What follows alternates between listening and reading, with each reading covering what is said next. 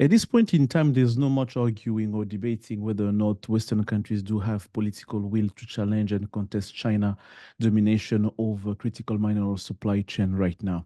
We've seen the last past 2 years they've been building, they've been putting in place different initiatives combining political and economic incentive plus legal restriction to kind of help and boost their own country to build their own critical mineral supply chain, a critical mineral supply chain that is free from Chinese influence. That's reduced their vulnerability to the dependence to Chinese supply chain.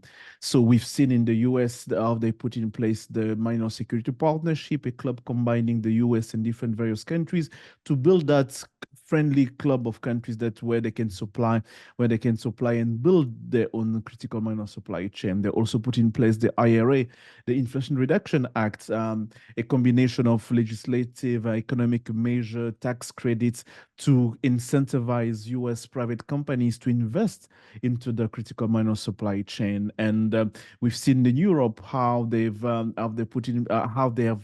adopted the EU critical mineral policy, although it's still provisional, but they're going to have the final version. But we see if there is a move in that direction where Western countries have been working to reducing their vulnerability to the dependence to China and the dominance that China is exerting on the critical mineral supply chain.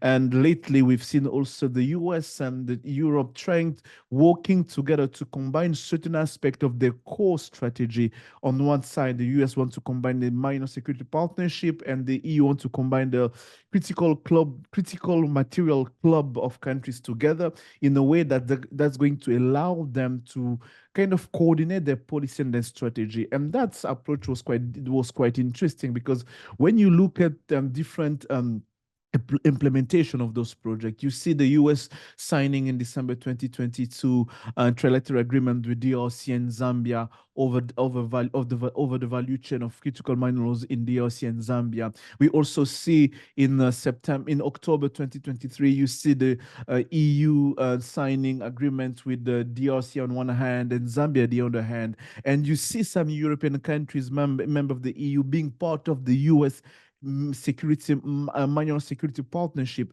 and you kind of wonder how those two entities, one side the EU, the other side the EU, are coordinating their strategy and their policy, while in the same time they're fighting, or I wouldn't say they're fighting, but yes, they're fighting the same adversary, China. So, but when they move into the same space in Africa or elsewhere, you kind of wonder if they do have the same strategy. That's kind of explained to you why they're trying to combine the minor security partnership and another EU initiative, the critical minor club countries, like where the club that the EU has identified as the producing countries that the EU was going to build his own critical mineral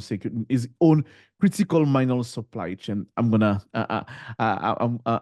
be able to get to that. So yeah, that's where we see all those strategy put in place. You see all those initiatives taking place. So at this point, there's really no doubt. There's really no doubt they're really trying hard. They're really trying hard. There is a political will in Washington over the last past 2 years. We've seen that. We've seen several times several US officials traveling to Africa, traveling to producing countries like the DRC and Zambia, really trying hard to convince and to create an environment for US companies and the US's government to be there, to be present in those countries, so they can help build their own CARMs, critical resource minerals, their own critical resource minerals into those countries. And we've seen the US also pushing with the Lobito Corridor initiative with the EU now. That's also part of that initiative. So we see the PGI and on the other side, the EU initiative also taking part on that initiative. So there's no question whether or not the US and the EU or any Western countries are this point in time really determined to build their own critical mineral supply chain. But the question is how likely they are to succeed. I mean, how close they are to succeed, especially when you take into perspective different element, a different aspect related to the market, related to the international, the position that China is holding now on different spectrum, on different segment of the critical mineral supply chain, whether it's being cobalt, when it's being nickel, lithium, manganese, phosphate, anything. When you look at those different critical minerals, and when you look at the position that China is standing on different segments, being processing, mining, and everything, you kind of wonder how much and how long it's going to take the Western country to catch up to China and how successful they are likely to be. I'm going to take my quick take on those issues. So it's going to be based on the three-part coverage that Bloomberg has done last week, covering different initiatives that the US has put in place to try to challenge China, how successful it is. Bloomberg has done a very tremendous job into covering those stories. It's kind of a sum up. So if you don't know much about the topic, if you go read those stories, you're gonna learn about those different initiatives. And myself, I made some comments about that, about the situation. I'm gonna put the link in the show notes. You're gonna see the story I wrote about that. I wrote that in French on our website, Projet Afrique Chine, so you can find the story.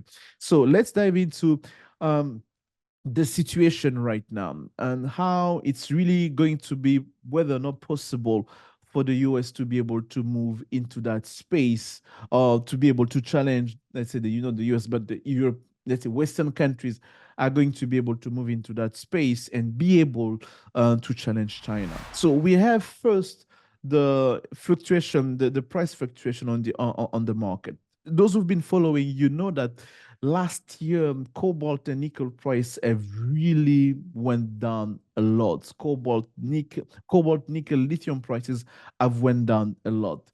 And we also noticed last year that for some reason that we couldn't explain, that Chinese companies based in the DRC, which is the first producer of cobalt in the world, Chinese company kept on producing cobalt on the market, though the market was flooded, was like oversaturated, but Chinese company kept on producing cobalt in the market. The largest cobalt producer, China Molybdenum CMOC in DRC, even became the first cobalt producer going first before the Swiss Glencore. So you see all of that. People were kind of wondering why that happened. How come Chinese company were still producing, knowing that the more they produce, the price is going to go low, the price is going to go down? And at that time, Glencore said, I'm going to cut my production by 40%, trying really to do something to allow the markets to cool down. But Chinese company did not stop. So what consequence that had? The first consequence was the fact that since price went down, it's made difficult for new players, new Western companies, not even Western, any new companies would want to come into the market to be able to do so, because it means that the cost of entry goes high. It means that you don't want to be investing into processing or into mining. You don't want to be raising funds for a market that's where the prices are going low. So the fluctuation, the price fluctuation on the market made it more difficult for many Western company to get into the market. That's even why we saw an American the Australian company project in the US kind of slow down his cobalt project in the US, because it was becoming, the cost was going just getting high and high. It's the same. It's also because of that many companies are struggling. We've been struggling to secure funds to finance the processing plant of cobalt in US and elsewhere.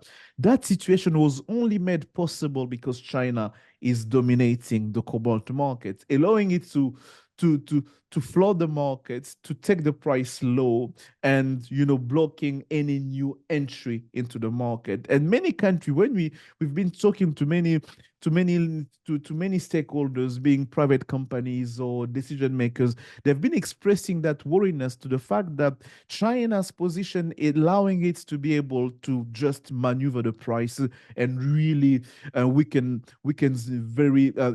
new players who would like to enter into that market. So fluctuation prices was really something that hurts a lot of many Western company and still hurting them because it's making hard for them to raise money to do anything else, or to become much more relevant, to build processing plant, for instance, in North America.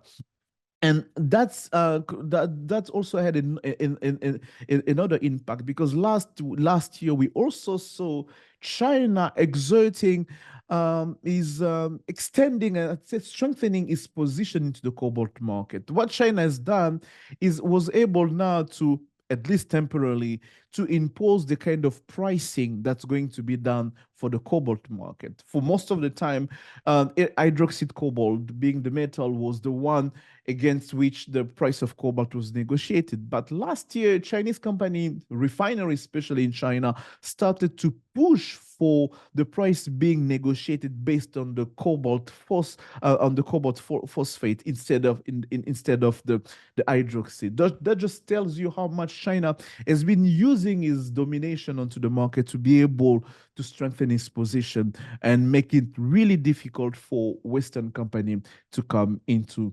that space. So because of that, as I said, I'm not going to repeat myself, but because of that, it was difficult for Western company to come into the market, especially when it comes to processing. Why am I going to why am I talking about processing?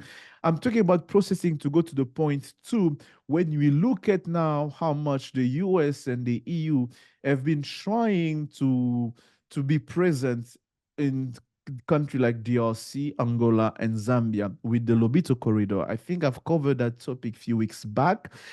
If I haven't done that in this video, you're gonna find different material that we've produced on the China Global South and in Projet Afrique Chine. You're gonna find different content that we've produced on that. So the Lobito corridor, where the US is intending to invest around $2.3 billion to revamp the Benguela Railway. The Benguela Railway is that railway of 1,800 kilometers that goes from the west of Angola to the east of Angola. It connects the Lobito port in the west coast and Atlantic Ocean and goes up to to the east, the border with the DRC and the border with Zambia. So with the border of the DRC at Luau border, that railway can connect to the DRC railway and also goes into DRC Katanga province. But there is another portion that needs to be built from connecting Zambia to the Benguela Railway. So that's where also it's going to be it's a large portion where the investment is going to go.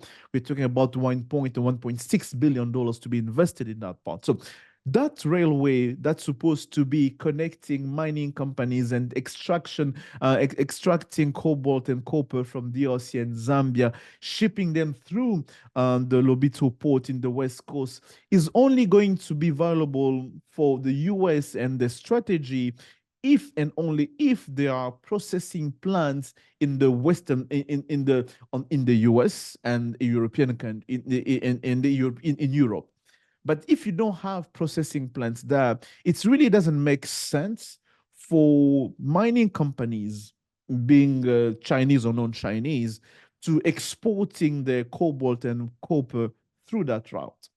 And there was a first attempt that was done by the Ivanhoe for this Kamoa-Kakula project, a joint venture between the Canadian Ivanhoe Mining and the Chinese Digit Mining.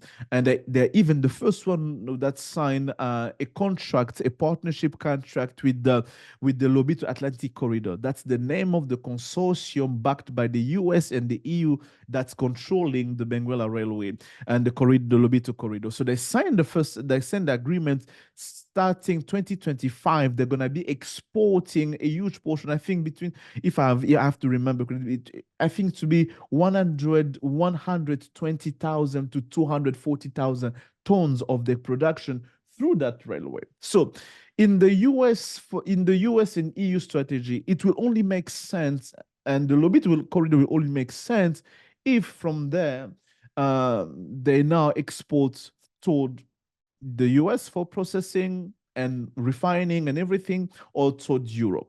If it doesn't go, if the cobalt and copper doesn't go there, if it has to go to China to go down, to go down in Africa and go to to go up in the Indian Ocean and go to China, it really doesn't make sense much more for mining companies to use the Benguela corridor, the Lobito corridor. So it's gonna now question whether or not Lobito corridor is gonna be, let's say, sustainable on the longer run. If because it's the big part of it being sustainable, it's mining company wanting to use it. And mining company wanting to use it, it means that it's getting them close to the final destination. If the final destination is still China on the Indian Ocean side, the point is like, why are we going to use that?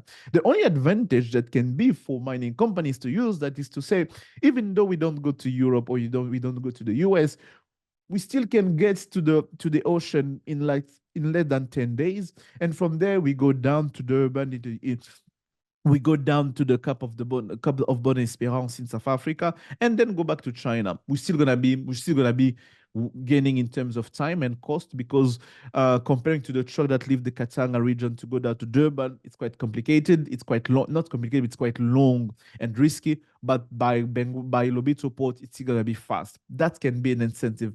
But at the end, if it still goes to China, it's kind of defeating the purpose of the US and the EU investing that much money in that project, wanting wanting to build their own critical mineral supply chain. So that's how it's connected to the first point I mentioned. I talked to you about controlling the market and the price fluctuation.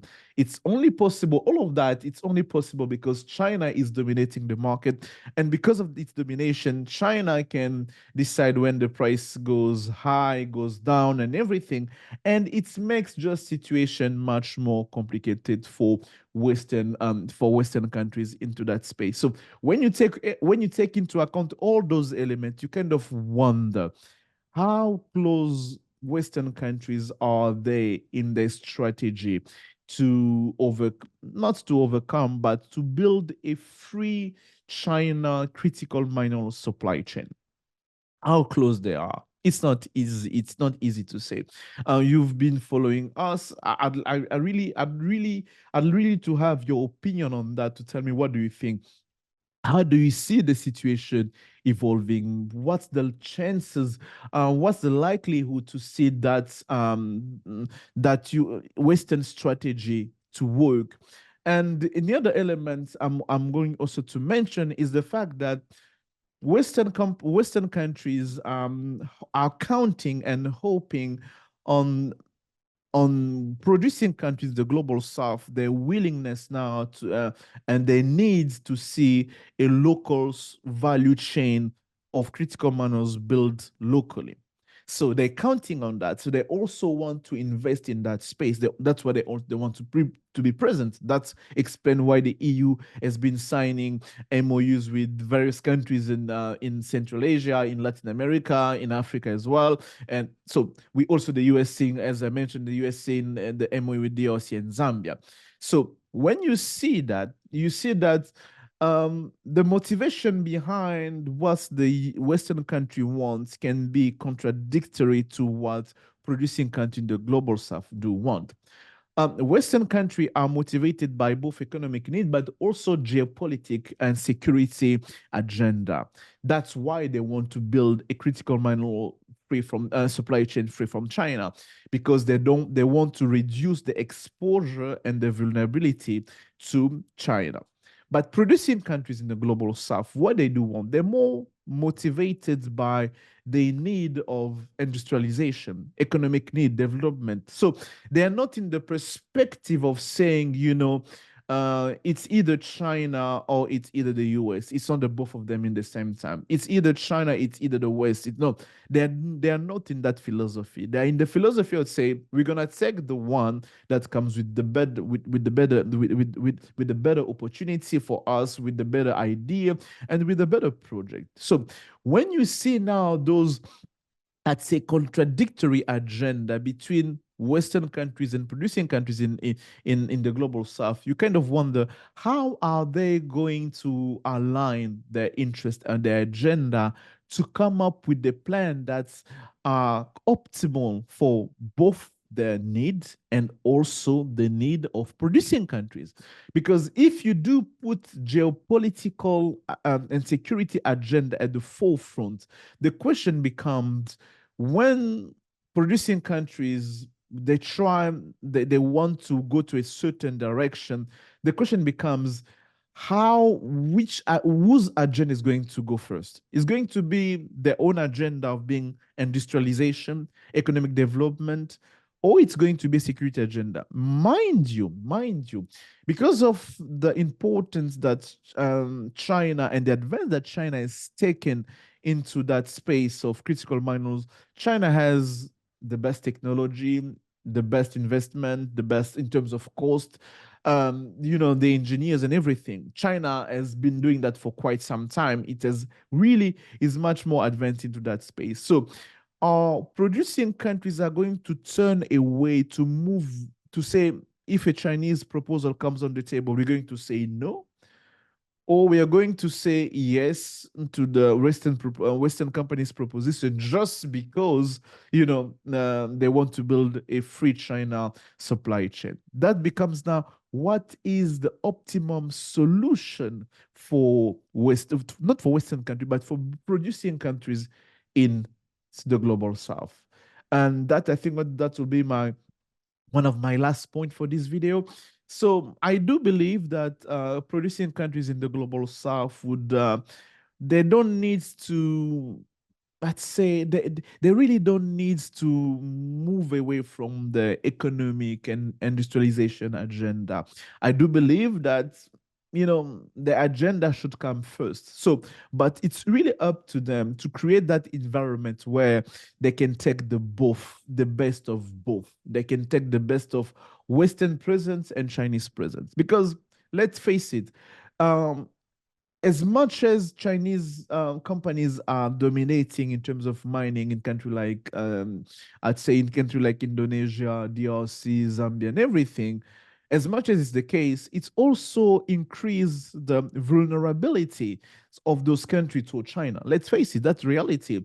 Because if those Chinese companies are not there, the countries are impacted. So having other countries, other companies coming into that mining space, it's always good for producing countries. So having many actors give them much option, give them leeway, and give them leverage to be able to negotiate on both sides and to get the best deal they can get. That, and I'm gonna side note that would explain why, for example, in Angola went with Trafigura to give Trafigura the concession contract for the Benguela corridor, for the Benguela railway, although Chinese companies are the one that revamped and financed the refurbished the refurbishments of that railway in 2013. And also the same thing happened in the Lobito port when they gave the concession to AGL, a Swiss-based company. So that was a side note. But having option on the table is always good for producing countries in the global South. But now, when you take that, when you take that, now the question becomes, how do you maneuver? How do you manage that? So far in that debate, we've been been hearing and having the position where we have the sentiment that from Western company it's a zero-sum game. Either it's us all along, or either it's not us. Either it's China, either it's us. But it's not always the case. They give you you have the feeling that there's no cooperation possible, which is not true. Because you look at you're gonna find many Western companies investing with the Chinese company in lithium project and processing in Chile, for instance. You're gonna see French company Eramet investing with Chinese company in Latin America as well. You're gonna see Australian company investing with Chinese company in lithium exploration in Namibia. You're gonna see we've seen that happening. So it's possible. Cooperation is possible. I do believe that cooperation will bring an optimum solution for producing countries only if they create the environment to be able to manage the complexity that comes with such cooperation under the current circumstances of geopolitical tension between the West on one hand and China on the other hand. And one country has done that quite surprisingly, I'd say it's Guinea in the west coast of Africa. Guinea has managed to pull out a very complex agreement between the Australian Rio Tinto and Chinese company China Coba, who still on the Simandou project. That project has been sitting dull since 1997. And we've seen so many problems on that project being not being able to be launched, the financing problem, the governance problem. So when there was the coup in September 2021 in Guinea, many were kind of worried about what's going to happen. China also was worried about that, by the way, because they had investment there. They were not really sure about how things are going to unfold there. But most of us did not give any chance to the colonel Mamadi Doumbouya, the one who's leading the junta in Guinea, to be able to pull that complex deal on the table. But he managed to do that. He managed to put Australian and Chinese on the same table to tell them, you guys need to come up with a common plan first on how we are going to mine the Simandou project on first, and second, how you guys are going to finance the infrastructure, the railway lines, the bridges, and the ports that's going to take the Simandou iron from the east to the port and on the west and in Conakry, because mining companies did not want that. They wanted to export their production through Liberia, which already has a port there that's much more easy for them. But the Guineans say, we don't want that. Either you build that railway, either you find a way to finance that railway, either there's no deal on the table. And Mamadi Doumbouya in Guinea managed to do that. That shows you that political wills matter. If leadership do want to do something, they're really able to do that. Mamadi Doumbouya also had for him, as a luck for him, he had the chance to have the tension between China and Australia during the 2019, 2010, 2019, 2020, and 2021 over the COVID situation and everything. But China wanted to reduce its vulnerability toward Australian iron ore that it was importing from Australia. So now, knowing how much Simandou represented for China and also for Rio Tinto that's present on the project, Mamadi Doumbouya managed to, I wouldn't say to play the both sides, but he managed to put them together on the same table to come up with a plan on how they're going to exploit, they're going to finance, they're going to mine, and how the Guinean government is also going to take its fair share in that space. Of course, I do assume there are a lot of other unresolved issue that needs to be addressed in that deal, but that's beside the point. My point was to say that an agreement, cooperation is possible. Cooperation is possible between Western countries and Chinese companies in that space. It's quite possible, but it will depend. It's really going to depend on the host country to create an environment for that to happen. So that being said, when I look at all the landscape, the whole situation around the critical mineral supply chain, the whole debate, the different initiatives that are taking places, the reaction and the investment that's happening now. For instance, we know that China has moved away from huge infrastructure project in Africa, but seeing China coming back under private-public partnership in the Tazara Railway, connecting Zambia and Tanzania to the port of Dar es Salaam, shows you how much China is really much interested in, is really looking carefully into that space of supply chain and to making sure that also they remain present, relevant in that space. So that means that we're gonna see we are likely to see a lot of investment coming in into those countries. We are likely to see a lot of political, economic movement happening in those countries. We are likely to see a lot of geopolitical agenda being put on the table. So the question becomes how producing countries in the global south, and when I think producing countries in the global south here, my main worry is about much more about those in Africa. I do believe that those in Latin America and Asia, when you look at them, they have much more leverage to be able to manage the China side and Western company side. But in Africa, many of them are still politically dependent on the former colonial power and different political connection they do have with the US. That kind of makes the situation a kind of a zero-sum situation for them. So the question becomes how much how's the ability to be to maneuver in that complex situation in that complex situation in that complex landscape, because let's face it, in the next 5, 10, 15 years, that's going to be the center point of what's going to happen now.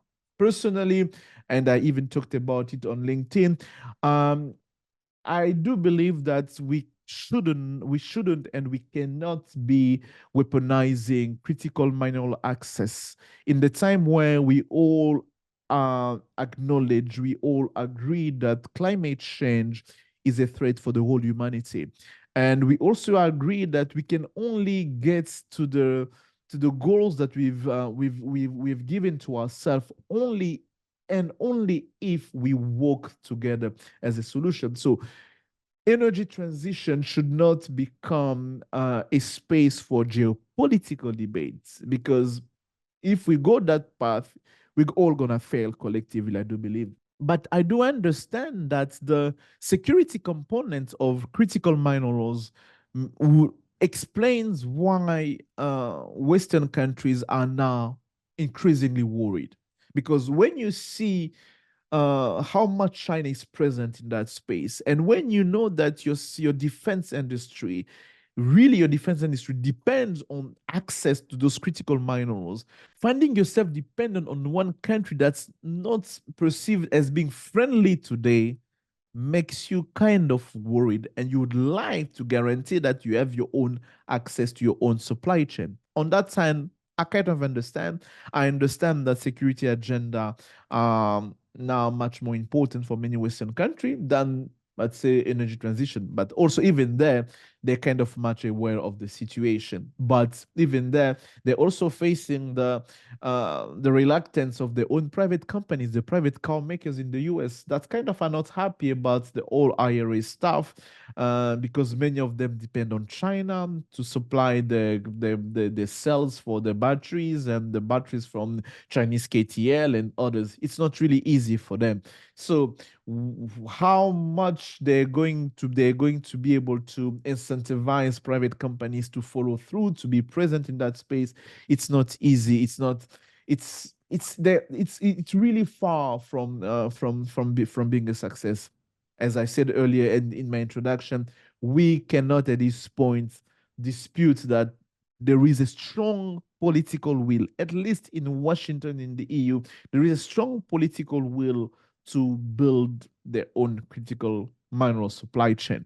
But how much they can really get private companies to follow through, that's going to be another question, because let's face it, they they do not have state-owned mining companies, and they don't have the same sway or leverage over private companies that China do have over its own state-owned companies, and also some private companies. So what there's no way they can use private companies as a geopolitical tools, where China really can do that. China can, I won't say force, but can compel many private companies and state-owned companies to follow through a certain strategy, because they want to make sure that the strategy is fulfilled, which Western company cannot do, which Western company can only count on private companies' willingness to follow them. And private companies are really much more sensitive to cost benefits analysis, to revenue, and ultimately to the price on the market. That takes me to point two I mentioned earlier. how much control China do have on the market also determine the revenues and the business part of the project. So many Western companies may see themselves, yes, you want us to supply, to buy and to build our own supply chain away from China, but how are we going to build that in a way that our customers are not impacted by the price? Because so far China is proposing us a much more cheaper, larger scale in great quantity that any other country can do. So all of that are the issue that many and the US and the EU are going to have to address to be able to get into the success into to see the strategy succeed in the longer run. For producing countries, yes, I said it earlier. I do believe, this is my own opinion, I do believe that cooperation is much more better for them. I do believe that they should invest more into creating a political, economic, and legal framework that allow that cooperation. And I do believe they should really stay away from the geopolitical agenda behind critical minerals, value chain development, and everything. They should be able to really dictate their own narrative and say, this is the direction we want to go, and this is how we want to make it happen. So that was my quick take. It was not really a quick take because I think it was quite a long video. I'm not going to check the time. Yes, it was quite long. So yes, that was my quick take on the topic. So you're gonna find different content, as I said, we've created on our website in French, and you can read the three-part Bloomberg articles that they've produced on that. You can also read my content on the CSIS website, where I'm talking about, for example, a country like Morocco becoming the unexpected winners of Chinese strategy to try to circumvent the IRA. So all those issues we've talked about that extensively on the Projet Afrique Chine, also on the China Global South, our English website. So if you want to keep to be updated, really keep on following us. It's your first time watching this video, to this content, click the subscribe button, and also click the ring, so click the bell, so you can always be notified when we drop a new video, a new content on related to China engagement in the Global South. So that was my quick take, and my name is Christian Geraud. I'm the Africa editor of the China Global South, an independent online media that covers China presence and engagement in the Global South. We talk about different issues: political, culture, economy, geopolitics, whatever, mind you. We talk about those issues in our various content that we produce for the China Global South. So it was my pleasure to have you. If you are still watching this video, I'd like to have your comment and your feedback and your thought on the topic. Why do you see this geopolitical tension going? Where do you see the debates going? How do you see things changing in the short and long term for producing country? What would be the successful approach for Western companies to be able to reduce their vulnerability to China? Because we cannot just say they have to cooperate with China when you do know the security component and the economic risk behind all of that. I'd like to have your take on that and your point of view. And I appreciate your support. I appreciate your comment. So see you next week for another video of China in the Global South. Bye-bye.